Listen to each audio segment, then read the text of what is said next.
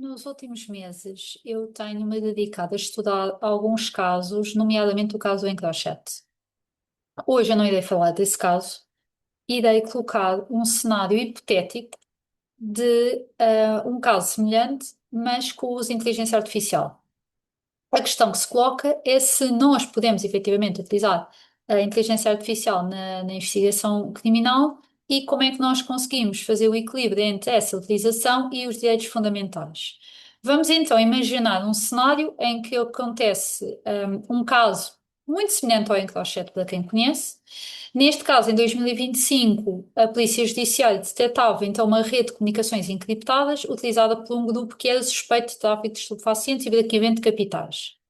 Esse sistema, chamado Lusonet, vamos ficcionar assim, funciona via servidores alojados em data centers na Alemanha e na Estónia e funcionava, operava através de telemóveis adaptados com software de mensagens encriptadas ou cifradas ponto a ponto.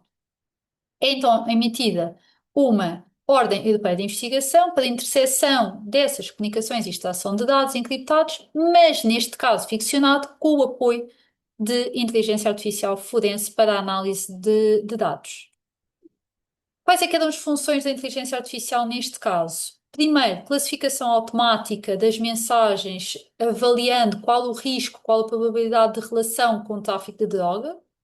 Por outro lado, o reconhecimento de padrões, portanto, identificando padrões de comunicação para identificar, por exemplo, hierarquias dentro da própria organização criminosa, chamemos assim, e análise de Big Data, portanto, análise de dados em massa, estes dados eram extraídos em massa e eram analisados pela IA para correlacionar mensagens com eventos geolocalizados e apreensões. Portanto, a IA tinha uma função complementar àquela que é a função humana de investigação criminal neste caso e dava aqui um auxílio bastante relevante na investigação. Vou aqui aumentá-lo um bocadinho. O que é que a IA poderia então fazer? Ter um algoritmo treinado com palavras-chave para identificar, neste caso, elementos suspeitos, palavras-chave suspeitas, padrões de comportamento, nomeadamente horários, repetições de contacto, termos mais frequentes utilizados no âmbito criminal, por exemplo, identificando determinadas palavras, ferramentas que sugerem mensagens como prioritárias para uma análise humana posterior, emissão de relatórios automáticos para acelerar a própria investigação e pedidos automáticos de cooperação internacional, se fosse o caso. Portanto, a inteligência artificial era aqui uma ferramenta de grande auxílio.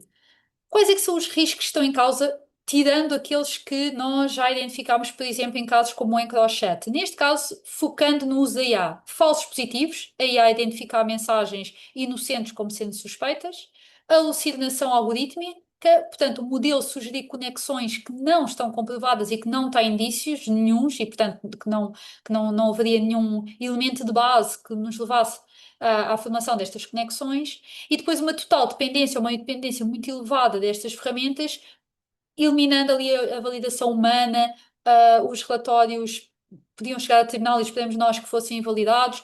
Portanto, haver aqui um uso abusivo ou excessivo destas ferramentas, descurando aquilo que seria a necessidade da validação humana. Limites jurídicos em Portugal? Sim, claro que existem, está bem? Constituição, Código de Processo Penal, a Lei do Cibercrime, RGPD e as próprias lições retiradas do Encrochat. E, portanto, eu quero acreditar, e acredito mesmo, e de tudo aquilo que eu tenho lido e estudado me leva a crer que a nossa lei encontra limites ou apresenta limites naquilo que é a recolha de dados em massa, apresenta limites neste tipo de investigação feita nestes moldes e, especialmente, se recorremos à inteligência artificial para facilitar ou auxiliar aqui neste processo de análise da informação.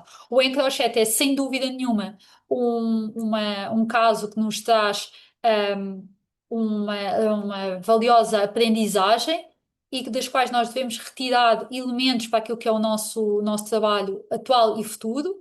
Está bem? Eu acho que nós devemos ter algumas considerações, talvez mais à frente eu venha a falar aqui em concreto do caso em Crochet, mas agora, baseando-me aqui neste caso fictício com apoio de IA, nós devemos, com a lei atual e com os casos que nós já temos, encontrar determinadas barreiras que devem ser consideradas, que não devem ser ultrapassadas, está bem? Que devem ser mesmo aqueles os nossos limites, para que não tenhamos erros que possam ter um custo muito elevado. E, portanto, a IA é sim uma aliada poderosa na investigação, mas não vai substituir o jurista, não vai substituir o perito humano, não vai substituir o juiz, está bem? Nós temos que ter uma base legal sólida, temos que ter uma transparência técnica, este ponto essencial que já falou noutros casos, uma validação humana contínua e, acima de tudo, um respeito pelos direitos fundamentais. Agora, questão que eu deixo aqui para reflexão final.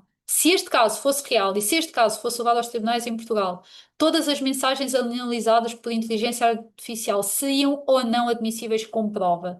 E quais é que eram os riscos que nós teríamos se começarmos a utilizar a inteligência artificial sem supervisão humana e de forma muito automatizada e frequente nestes casos, neste caso ficcional, não é? Mas noutros reais.